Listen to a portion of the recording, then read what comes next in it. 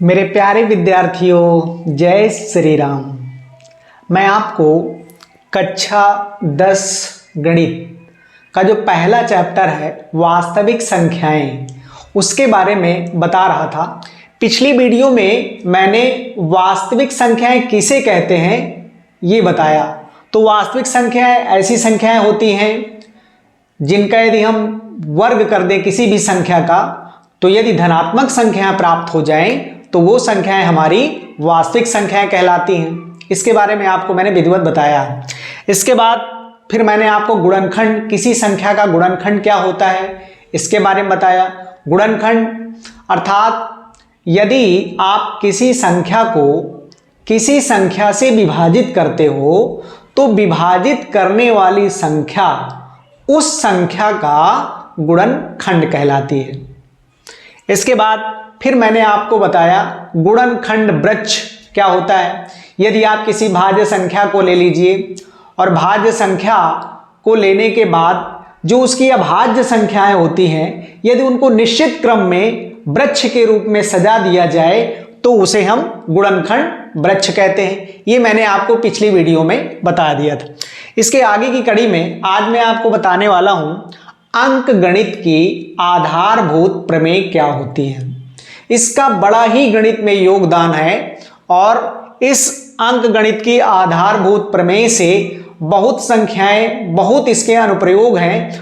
उसमें एक अनुप्रयोग आपके सिलेबस में है, अंक गणित की आधारभूत प्रमेय से महत्तम समापवर्तक तथा लघुत्तम समापवर्तक ज्ञात करना। तो सबसे पहले हम देखते हैं कि अंक गणित की आधारभूत प्रमेय किसे कहते हैं। तो देखिए, प्रत्येक भाज्य संख्या को, अर्थात कोई भी आप भाज्य संख्या ले लीजिए, प्रत्येक भाज्य संख्या को अभाज्य गुणनखंड के गुणनफल के रूप में बिना क्रम की अभाज्य संख्याएं अद्वितीय प्रकार से गुणनखंडित की जा सकती हैं। शायद क्लियर नहीं हुआ होगा तो मैं आपको देखिए बताता हूं। जैसे मैंने 28 एक भाज्य संख्या ले ली।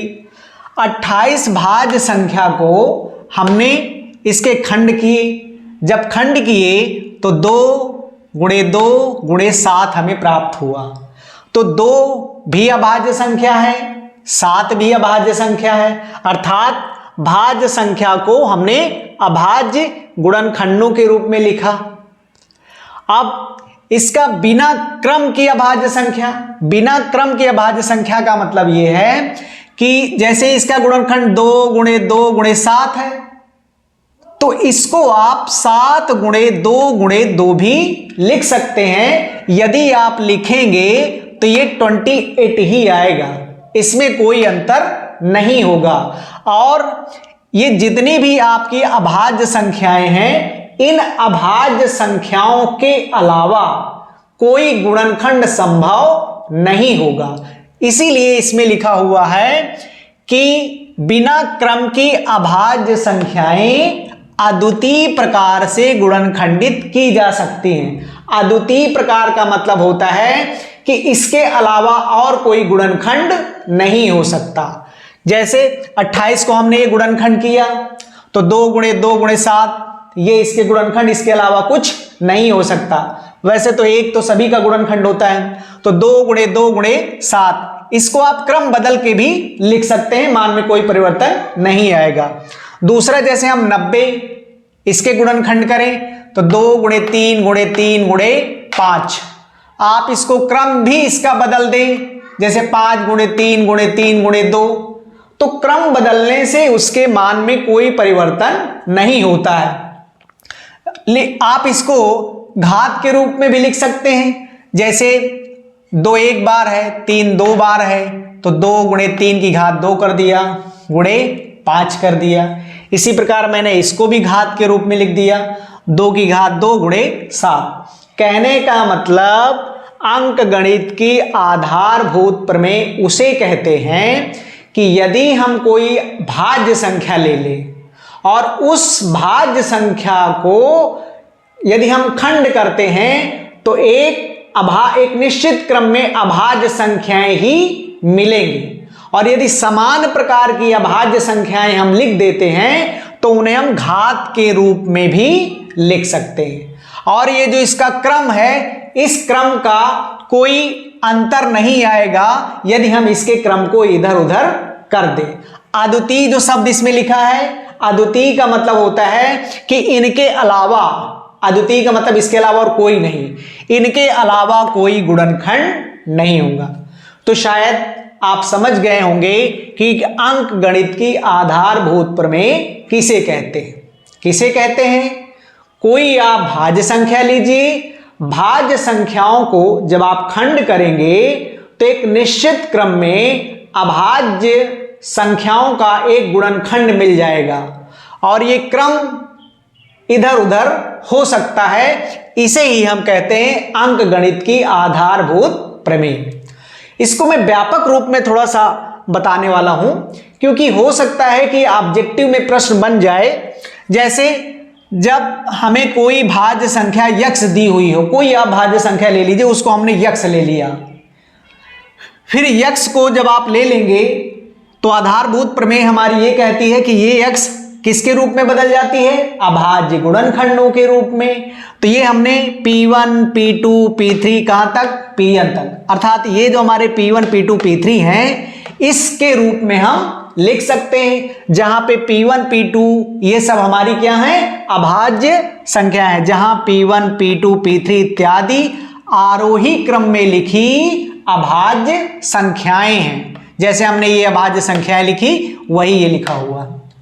इसके बाद यदि समान अभाज्य संख्याओं को, समान का मतलब जैसे 2, 2, 2 या फिर 3, 3, 3 समान समान प्रकार के, या फिर 5, 5, 5, ये यदि समान अभाज्य संख्याओं को एक साथ लें तो क्या होगा? P1 is greater than is equal to P2 is greater than is equal to P3 कहां तक? Is greater than is equal to Pn। तो हमें अभाज्य संख्याओं की घातें प्राप्त हो जाती हैं। जैसे मैंने एक उदाहरण लिया 32,760, इसके यदि आप खंड करेंगे तो ये हमें एक निश्चित क्रम में, आरोही क्रम में हमने समान घातों के रूप में से खंडित कर दिया। अब यदि हमें घातों के रूप में इसको लिखना है तो 2 कितनी बार है? 3 बार, तो 2 की घात 3 लिख दिया। 3 कितनी बार है? 2 बार, तो 3 की घात 2 लिख दिया। इसी प्रकार 5 एक बार है तो 5 है, 7 एक बार है तो 7 है, 13 एक बार है तो 13 है। कहने का मतलब यदि आप कोई भाज्य संख्या लिख लेते हो और भाज्य संख्या को यदि आप खंड करते हो तो एक अभाज्य संख्याओं के गुणनफल के रूप में हमें गुणनखंड प्राप्त हो जाते हैं। और यदि ये समान प्रकार की हैं तो हम इनको घातों के रूप में लिख सकते हैं। तो ये मैंने आपको व्यापक रूप में अंक गणित की आधारभूत प्रमेय के बारे में बताया। आपको इसमें केवल ये चीज देखना है ज्यादा कि यदि ऑब्जेक्टिव रूप में आ जाए तो यहाँ पे P1 is greater than equal to P2 is greater than P3 इत्यादि इस प्रकार का ऑप्शन आए तो इसी को हमें टिक करना है। एक आपको और एक चीज बताएं, अंक गणित की आधारभूत प्रमेय की सही जो उत्पत्ति किए वो एक गणितज्ञ, उनका नाम है कार्ल फ्रेडरिक गॉस। गॉस के बारे में हम आगे की कक्षाओं में अच्छे से अध्ययन करेंगे। इसके बारे में एक पॉइंट और है, कार्ल फ्रेडरिक गॉस महोदय को हम गणितज्ञों का राजकुमार भी कहते हैं। यह भी प्रश्न आपका बन सकता है, इसे ध्यान में रखिएगा। यदि मेरी वीडियो आपके लिए उपयोगी हो तो एक बार जरूर सब्सक्राइब करिएगा। धन्यवाद।